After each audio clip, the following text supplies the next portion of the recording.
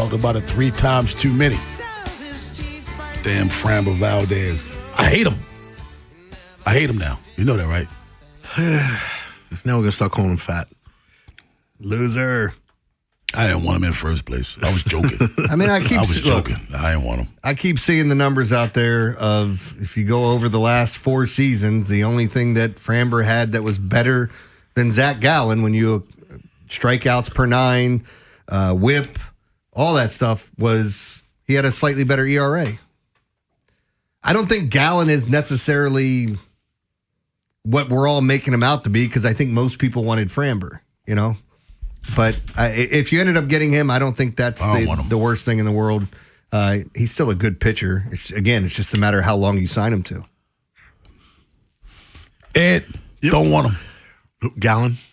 Let's just move on what we got. Let's go. I mean, if you get him on a cheap deal, I take. You're going to need depth, so. I don't think you'll get him on a cheap. You can get him on a year. That's what I mean. Yeah, okay. Yeah, short-term deal. Because, inevitably, somebody's getting hurt, even if it's minors in some part of the season. You need people. You need a bunch of starters. So I wouldn't mind. I mean, he's certainly good. It's not like he sucks. But we all wanted Framber Valdez. If you got him for 1 year, Jeremy, how much do you have to pay him? I mean, I think it's over $20 million. I mean, 20-some mil. If he's going to sign for like a 1 year prove it deal. Mm-hmm. But again, at his age, is that really what he wants to do? Who knows? I don't know what his vision is, where he wants to. Does he want to pitch on the East Coast, West Coast? Does that matter to him? And is he going to ride this out? The one thing I know is if they're not signing someone in the next week or so, I don't want to deal with this. Hey, he's coming in the middle of spring training, getting ready. I know how that thing works out every time. Yep. They're way behind. Yeah. Yeah, that's not going to happen. I don't want that either. I'm with you on that. If they're going to sign him before spring training, let him have a full spring training with the team, getting ready. Let's go. Let's go get Eli in Parkville. What's up, Eli? Hey, good morning, fellas. Hey, Rob, would you rather have Eflin or Gallen? Eflin? With Eflin with his back problem, you rather have Eflin with his back problem? Dude, I mean, ask me another way. Get the same answer. I mean, you don't have to agree with me, but that's my answer. All right, so you want to go into the season with the starting pitching staff that we have and why not add Gallen? I mean, it won't hurt. Hey, Eli, do you want Gallen? I do. Okay, go with that instead of questioning me about why I don't want one. All right, so listen, last year he was dealing with some type of injury. He wanted to play the entire season through because it was a contract year. So we can look at it like a glass half full. Basically, either he plays or he gets hurt, but at least we got a starting pitcher. I got to ask you a question though. I don't want to jump where Rob can fight his own battles. However, you just said you want a guy that was injured last year. You rather have him, and then you bring up Gallen was injured last year. So isn't it kind of the same thing? He was playing through the injury, though, because it was a contract year. Hey, Eli, 2.54 ERA, 3.47 ERA, 3.65 ERA, 4.83 ERA. You see where that's trending?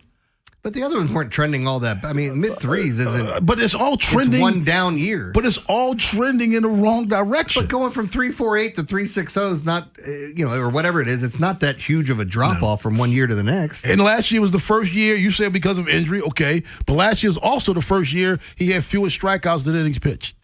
And that's always. You say because of injury, okay. Look, but I've always said that's the indication of, again, I'm not saying I want to sign him long-term. That's the indication. Then we said that with Corbin Burns the year he was here.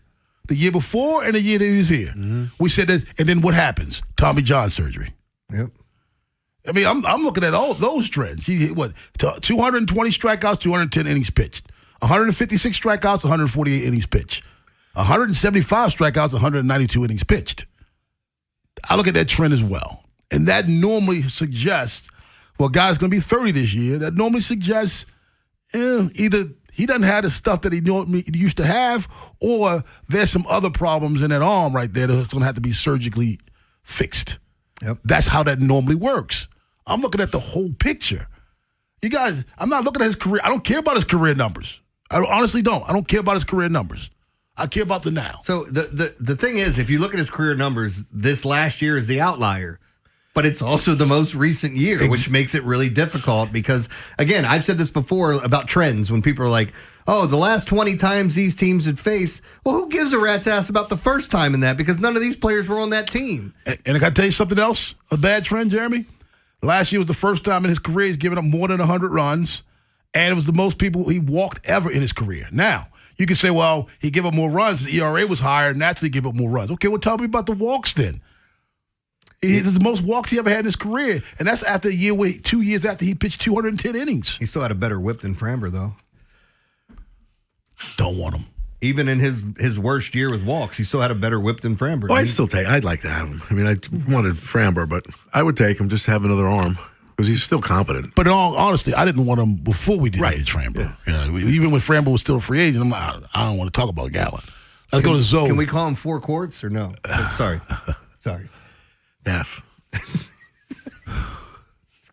Zoe in Hanover. What's up, Zoe? Hey, how you doing, fellas? A guy my friend brought up is Lucas Giolito. Yeah, again, that's another guy that's coming off an injury, right? He had a good year last year with the Red Sox, but he's the guy. So Lucas Giolito was Dylan Cease before Dylan Cease, where he comes up, he stinks. The Nats end up trading him. I mean, when Dylan Cease came up with the White Sox, started to figure it out, and then got traded to the Padres. The same thing happened. They had like a 5-run ERA, and then the next year they kind of figure it out, and you start to see why teams liked him. Giolito had that a bit with the White Sox. Last year was a decent year. Again, these names are these guys that I want starting playoff games for me. 1.29 whip. Again, I think he was a little bit of a magician last year. Whip is important to me because, it's telling you how many guys you put on base, and it's one mistake that turns into a bad pitching performance. You know what else is important to me? What do we sign him for? Back into the rotation or the front end of the rotation? Because I don't need another back end of the rotation guy. And when you throw 145 innings and you have 121 strikeouts, you are a back end of the rotation guy. Mm-hmm. So why are we improving the back end of the rotation? You don't need improvement on the back end. You don't. I mean, give me somebody that's better than 3 or 4 of my pitchers now. Yeah. Give me somebody better than Bradish.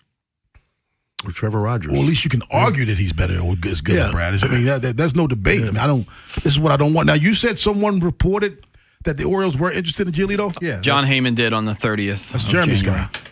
How's that my guy? I thought you said if he says it, it happens. No, I didn't say that. Who said that? I thought you did. No, don't put words in my mouth. Oh, that was Bob Nightingale. My bad. Yeah. No, Bob Nightingale says it doesn't happen. And I like Bob, but Bob's been reporting stuff, and he writes it, and then they're like, go back and just look at his tweets. You're going, you said all these things, and none of them happened. What the hell's wrong with you?